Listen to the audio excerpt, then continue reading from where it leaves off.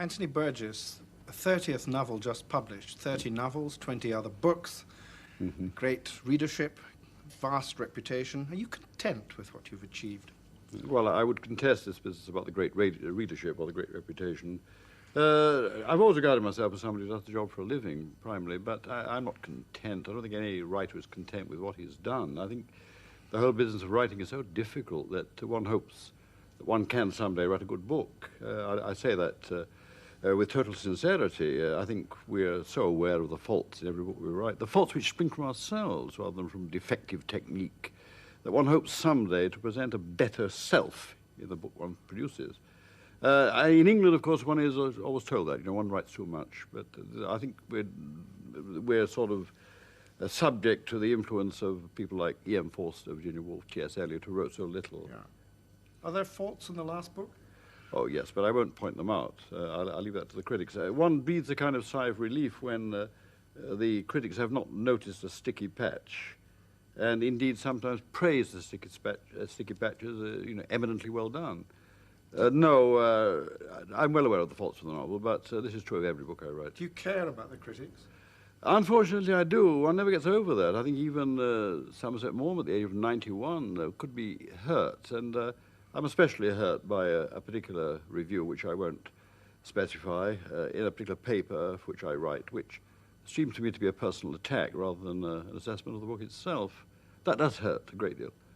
Do you hesitate to pick them up, or do you turn to it straight away No, I think I'll leave that to my wife. I think wives have certain functions. That's one of them, to look at the reviews first and say, my wife was Italian, says to me, Antonio, don't read that. But then you do read it. One is led to it eventually, probably a year later or something like that. But when the book is fire hot, fire new, when the reviews come out, one is somewhat hesitant about this. Yes, I've read a lot of reviews, produced in the past, say, 20 years. I'm not hurt any longer, but I sometimes feel that there's more personal enmity in reviews in this country than people really know. You write under the name of Anthony Burgess, but it's not your only name, or even in a sense your real name. No. In your autobiography, we meet a young fellow called Jackie Wilson, who is uncertain of his future. Is he still around? He's still around. The full name is John Anthony Burgess Wilson, and there's a very simple reason for adopting the middle names for writing. I was in the Colonial Civil Service in Malaya, and now Malaysia, I believe. And in general, one was not supposed to produce anything light-hearted, such as fiction, under one's own name. One was in a serious job. You could produce a monograph on local dialects or something like that, but you couldn't produce a novel. So I chose the two middle segments of the name and more or less stuck with them. I answer to any name you like, but sometimes Jack, sometimes John, but more often than not, my wife calls me Antonio. That's my name. But if Jack Wilson is still inside you, as he must be, I mean, it's he who's taking this. I'm not absolutely sure I'm this great. Yes, I think there's a lot in that. Yeah. I quite accept that. We always have a problem of identity. The Jack Wilson comes back occasionally. I was in Manchester last year, and I was signing a few books in a bookshop, and an ancient man came along and said, "I'm your nephew." And another man, equally ancient, said, "I married your niece," and various people I did not recognize, who were very ancient indeed, called me Jack.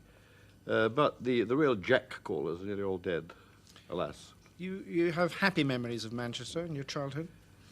I suppose it is my town. One never really gets over this kind of local patriotism. We had I think everybody has a rough time. Had a rough time, certainly in the 1920s, 1930s, a pretty bad time for everybody. I think what really was the problem in Manchester was this divisiveness. I think being a member of a Catholic family, living in a Protestant city, the first thing I ever learnt about was this divisiveness and indeed this bigotry, which of course still goes on. Two ways? I think it went one way because the Protestant majority was pretty vociferous, and the Catholics were rather subdued. I remember what goes on in Northern Ireland now was going on in Manchester in my youth. The Catholics called us, the Protestants called us Catholics, and we call them proddy dogs. And we didn't really know what the issue was. It was rather like dealing with two different races, and I suppose the association with the Catholics was Irish. We were supposed to be Irish. That may be a good thing for a writer to have in his childhood, that sense of division, and make you look more critically at the world. I agree more with you. I think this curious shows you what the human predicament is. We're a long time getting towards this notion of universality, that we're all human beings. Indeed, we're worse off than ever we were, but we won't go into the Rushdie business, I hope, for the moment. Tell me about your childhood. Did you ever know your mother? No, at the end of the First World War, there was this tremendous pandemic, or epidemic of influenza. I think it was the sheer vindictiveness of whatever god there be or was in imposing this ghastly epidemic on a world that had already suffered enough from the war that lately made me feel that religion was rather dangerous. I'd rather not believe in God. The fact was that my mother and sister died within days of each other, which was a fairly common occurrence then. My father, I think, rather resented me because I was still alive, somebody he didn't know, whereas these two he did know and loved had died. And this, of course, applies to quite a number of people. Who brought you up? I was brought up by an aunt, Protestant aunt, strangely enough, who had two daughters of her own, who was a bad cook and not very sympathetic. And eventually my father married an Irish woman who kept a pub. So I was brought up in a pub. Noisy pub? A very noisy pub, one of these old pubs which no longer exist. It always amazes me that the poor of those days could always find money to drink. The drinking, the drunkenness was excessive. Whether this was a good thing, I'm not quite sure. Didn't put you off it, though, did it? Not really, no. I recognise this, again, was part of the human condition, getting drunk. But being brought up in a slum district, as I was, I suppose, again, was not a bad thing. It was probably better than being brought up in a rather sedate suburb. I felt, when I joined the army, for example, that I knew these people. I knew these Glasgow toughs. I knew them all already. Did you learn, you think, early to fend for yourself? I've not been very good at that. I'm, I suppose, rather cowardly like most people. I think that I did gain a kind of strain of fairly tough independence and a little cynicism, a certain ironic approach to life. I've never expected too much from life. I've never expected too much from other people. I think this is wise. My son is different. He's outgoing, affectionate, and has been let down so often that I realize that this vulnerability is the worst thing, is the worst possible thing you can have. But you were protected from that. Can you still smell the smells and hear the sounds and songs and ribaldry of that Manchester childhood? Indeed I can. I'm sorry in many ways it's gone. You see, my mother, whom I never knew, had been a dancer and singer in the music hall. My father was a pianist in the music hall and eventually a cinema pianist. I'm very proud of the fact that he played once for the 8 Lancashire lads, who included Charlie Chaplin and Stan Laurel, Stan Jefferson in those days. This was a great tradition which has disappeared. We're a little too sedate, mechanized.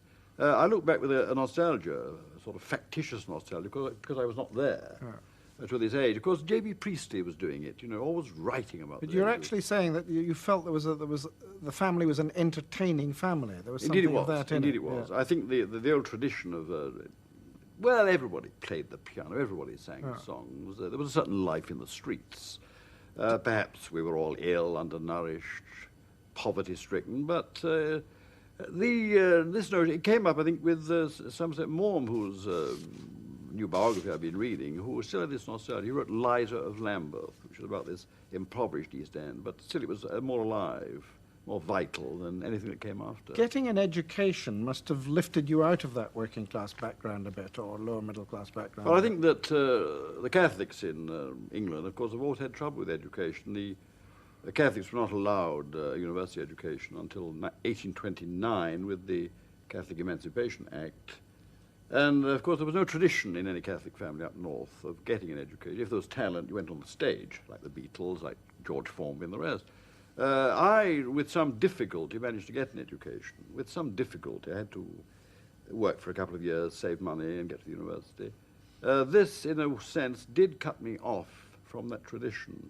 I was in a kind of literary ambience. I was more concerned with the music of Wagner and Debussy and so on than the music my father had played. So I'm well aware of this danger of education. You cut yourself off. Catholicism was a very powerful influence on you, was it, as a child? I think yes, it was. This it was a kind of northwestern Catholicism. It was conceivably Anglo-Saxon. You know, it was Anglo-Saxon Catholicism that had not been touched by the Reformation, but it had to be reinforced by marriage into Ireland and by having Irish priests, Irish bishops and so forth. But yes, it meant a great deal to me when I was young. I believed in hell. I believed that the host was really the body and blood of Christ. I accept what the priest said. And this fear of hell still persists. Still persists in you? I've no means of proving it does not exist. And I gather our present Pope, well, I know that our present Pope, John Paul II, before he goes off to Castel Gandolfo for the summer, usually comes out with some minor bombshell such as hell still exists, don't forget that. It probably does. Are you a believing Catholic? No, I don't think I am. But I don't know what the term means, you see, because if for several generations or indeed centuries the religion has been instilled into a family, it's in your bloodstream. Yeah. It's very hard to get rid of. You're not a practicing Catholic? Well, when I go to Italy, I meet a few priests whom I admire and like, and I go to their little Renaissance churches to hear Mass in Italian. You hear Mass? To hear Mass, yes. Well, to participate. Do you go to confession? No longer. No, this is bad. I suppose one should go to confession, but I don't know. I don't think I can. I think that I'm probably right in being a little scared of all organized religion now. Why do you call your, I think, marvelous autobiography Confessions? Why do you call that The Confessions? Well, exactly. That's a very shrewd point to make. I am, in fact, confessing. This is a kind of literary equivalent of going into the confessional and saying, you know, blessed be Father, I have sinned. Off we go. I think it's one of Graham Greene's characters. Can you get absolution from the general public? Probably not. Not from a Protestant general public. I've had odd letters absolving me from the crimes I present in the book. I don't know. I think the confessional tradition in literature, as well as in religious life, is probably a good thing. We burden our minds with past sins, regrets, all kinds of inhibiting forces. It's probably best to get them out occasionally. The confessional is probably a very good institution. Nowadays we have the psychoanalyst, which costs more. Do you still feel guilty? Oh, yes. Guilty as hell. Yeah. What about? I don't know. The fact that I don't know what I'm guilty of, probably for not treating people well, not treating my wife well and so forth, not treating other people well. But I think I'm inclined to get back to the old Judeo-Christian doctrine of original sin, which seems to me to explain the guilt. We're born with something guilty in us, which then finds rationale, you know, in Auschwitz or what you will. The guilt is there, waiting for a subject to, as it were, justify it. Do you accept, and does that help you to an understanding of other people's guilt, as it were? I think it does. It also means that one is never really surprised. What happens. One was terribly surprised. Betrayed, ever? Betrayed? I think we're always betrayed. We must always expect betrayal at some time or other. One must not expect too much.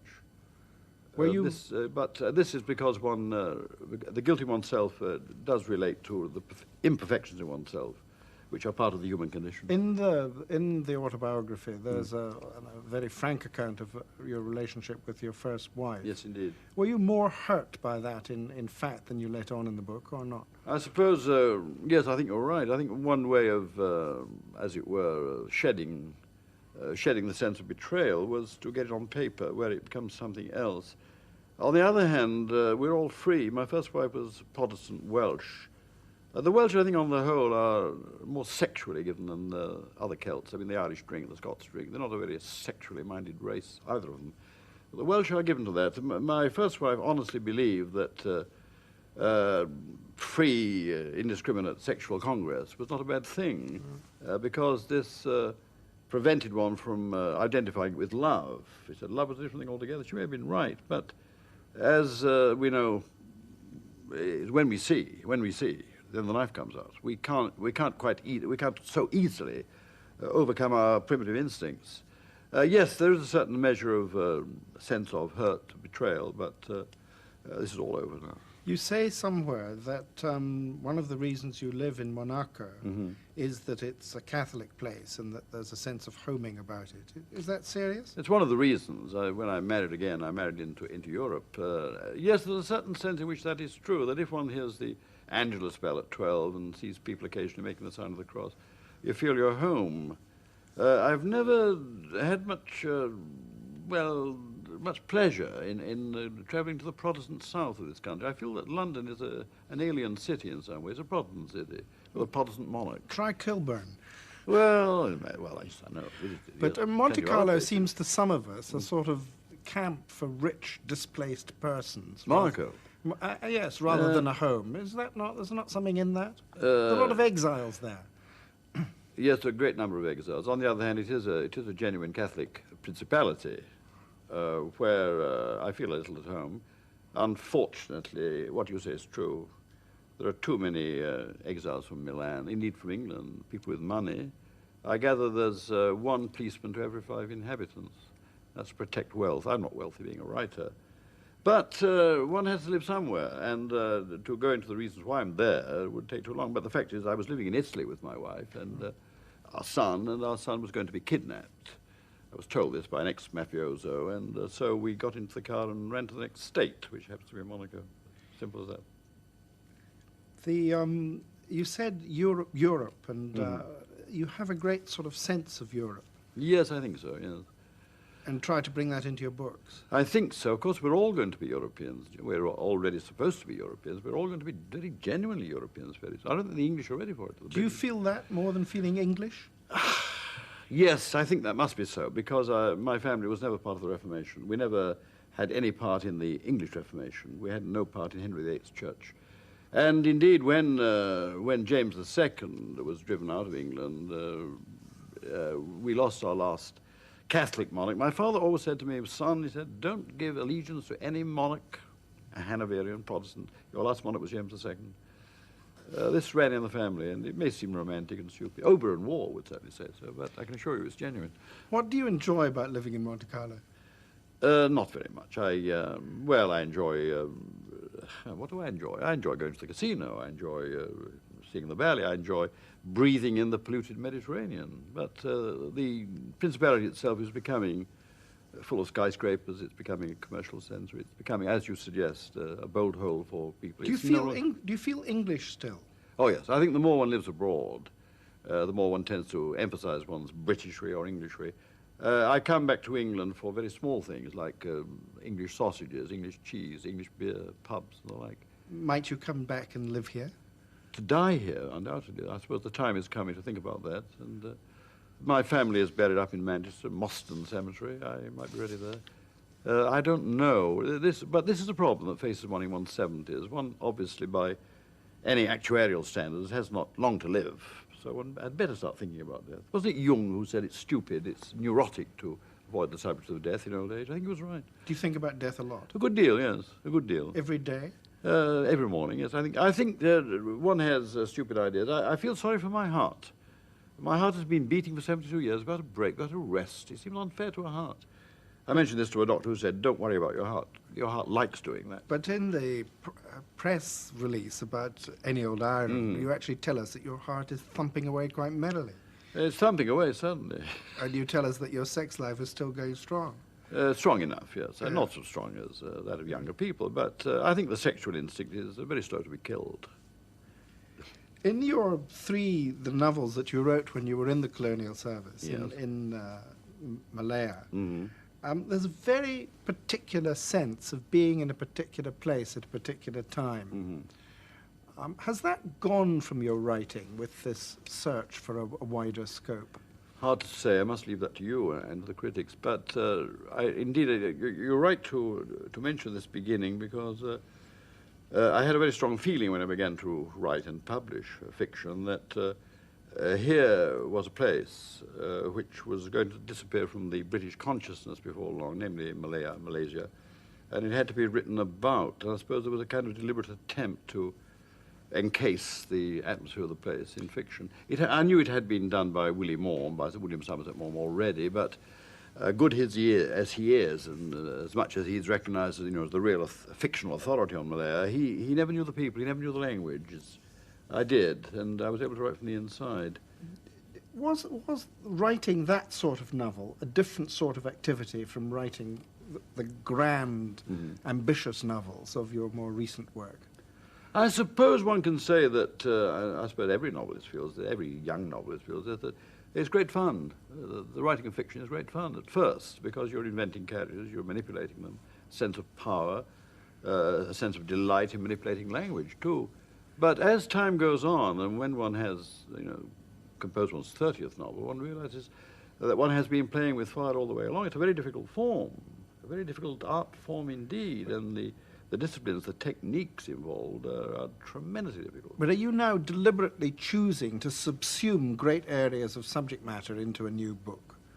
I mean, Any Old Iron has a vast scope, both in time and in place. Yes, but of course it doesn't deal with the present, unfortunately, except by implication. I think the thing finishes in the 50s. There's a great danger, I think, in my own case, that living abroad as I do, and I may instance James Joyce, a far higher level. Joyce was not able to write about the Dublin of, say, 1922. He had to write about the Dublin of 1904.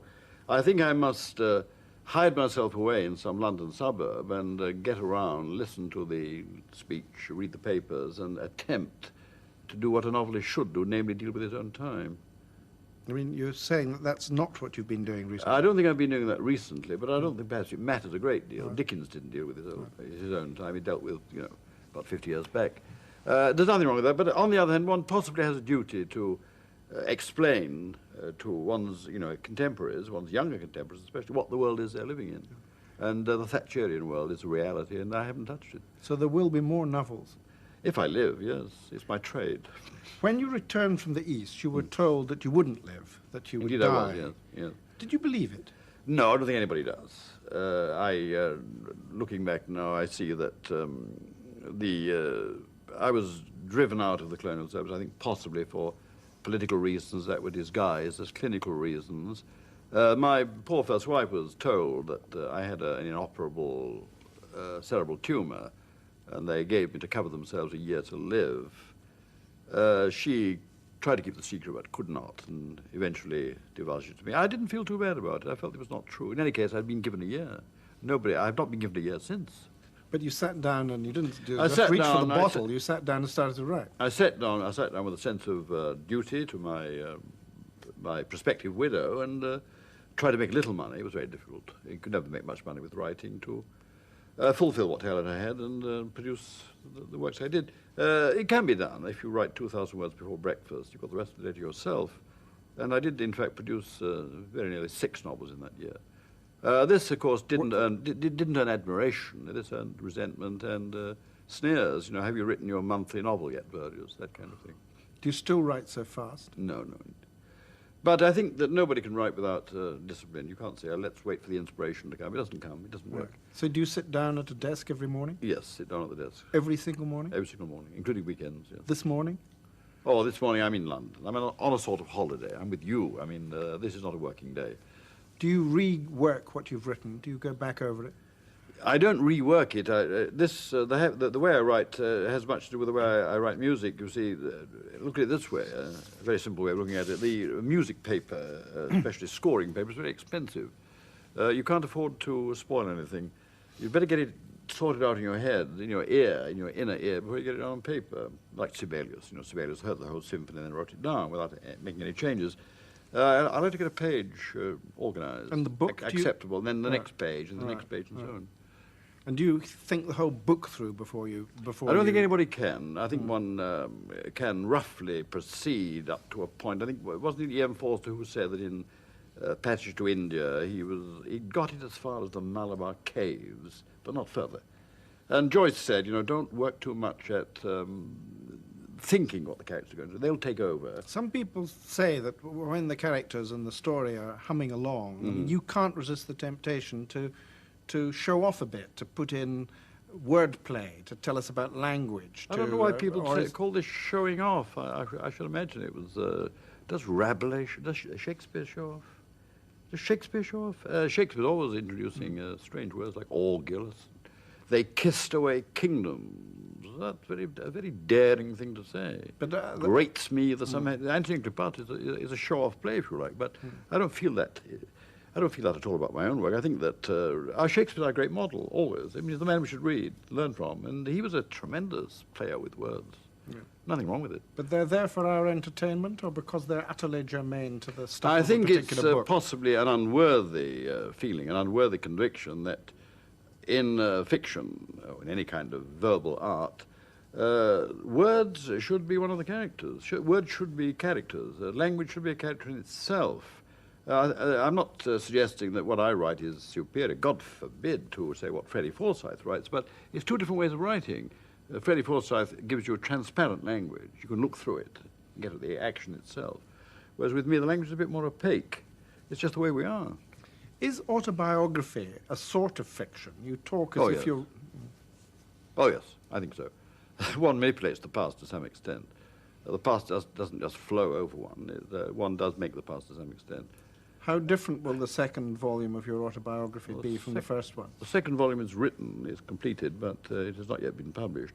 The second volume will deal with the most painful part of my life, the part of my life in which I was trying to earn a living as a writer with great difficulty, in which my first wife was gradually succumbing to the fatal disease of cirrhosis, the period of her death, and then my final resurrection, rehabilitation, and life with my second wife. It ends happily, I think. Are you writing any music these days? All the time, but of course it's never heard in this country, never heard in England. The music is played abroad quite a number of times. I think there's some idea in this country that you can't be both a writer and a composer. But if I may boast, in this last 6 months I've had a symphony performed in Strasbourg, a work for orchestra performed in Geneva, a setting of a poem by D'Annunzio performed in Amsterdam and Sportorno in Italy, and only last Saturday a concerto for guitar and 4 guitars and orchestra performed in Cannes, and a symphony performed in Strasbourg. What sort of music do you write? It is what they call post-tonal. It uses a regular orchestra, regular bar lines. The rhythms are irregular. It is not Pierre Boulez quite. It doesn't avoid melody. It is, I think, occasionally euphonious. It is well structured. Are you more proud of that than of the writing? Well, consider, you see, sitting in a concert hall in Cannes, the Salle du Bussy in Cannes last week, with an audience, say, of 1,000, listening to my work. You could watch their faces. You're getting a response. And at the end, you get applause. You don't get that with a novel. Some people have said, looking back at your work, that this society, critics and public, haven't accorded you the recognition that you really deserve, that we don't treat you as a great man living in our midst, which we ought to do. Do you feel that? Oh, God forbid. I never feel myself great. I'm a little worried, I suppose, at the fact that when I produce a book, there's a tendency on the part of critics to have a bit of a laugh, you know. Burgess is too prolific. Too prolific? God said, no, go forth and multiply. As for honours, no, I don't get those. I don't expect. I get them from other countries, but not here. It's rather embarrassing. Monsieur Mitterrand made me a commandeur des arts et des lettres. I had to apply to Mrs. Thatcher for permission to accept this. But Mrs. Thatcher didn't say, oh, so sorry, you know, we'll give you the same while we're at it. It doesn't matter. You said earlier in this that you were still hoping to write something which put the whole of yourself into a fiction in a way that you hadn't yet achieved. Yes. Is there a hole, without a W, a hole in your work that's yet to be filled? I don't. I think we're pretty well fragmented, you know, all of us. I think it's impossible to see oneself as a whole. I think all one can do is to create characters, or try to create characters that represent some part of oneself. One can never create a single character that contains the whole of oneself. I don't know, you think even Shakespeare could do that. Characters are always fragments of the personality of the creator. Is Hamlet Shakespeare? Yes. So is Antony. If little Wilson bumped into Big Burgess in front of us now, what would he say to him? Oh, I say, you know, come off it. Or what has already been said to me in Manchester is turned into a stuck-up, opinionated bastard, because that's the Mancunian response to anybody who's left the city and tried to achieve something in the bigger world. Anthony Burgess, thank you very much. Thank you very much, Mr. Isaacs.